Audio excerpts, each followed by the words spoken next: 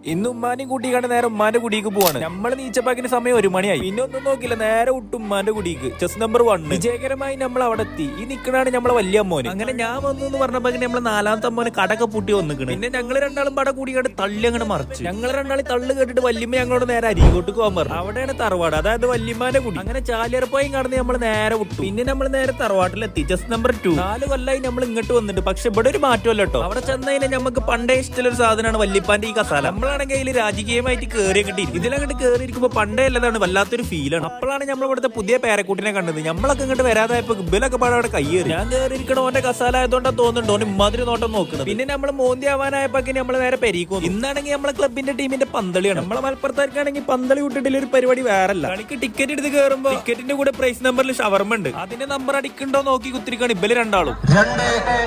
2-9-2-1. ഏതായാലും ഒൽക്ക് രണ്ടാക്കും കിട്ടില്ല, വെറുതെ കിട്ടിയ പോലെ അഭിനയിച്ചാണ് ഈ 2 മൊയന്താള്. ഏതായാലും കളി നമ്മൾ ജയിച്ചു. അപ്പൊ ബാക്കി അടുത്ത വീഡിയോയിൽ കാണാം. ഫോളോ ചെയ്തൊപ്പം കൂടിക്കോളി.